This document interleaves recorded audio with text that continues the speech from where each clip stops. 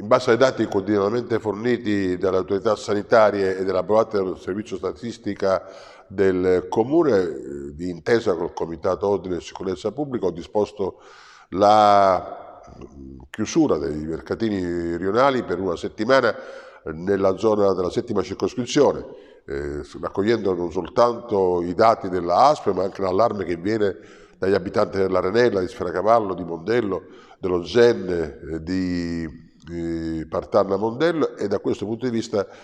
questo divieto si accompagna ad un'ordinanza che vieta la vendita di alcolici dopo le 18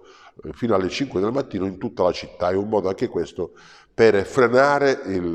la crescita di contagi e per evitare i picchi che si registrano in altre parti d'Italia. La prudenza, la massima prudenza, e ancora una volta l'invito che rivolgo a tutti.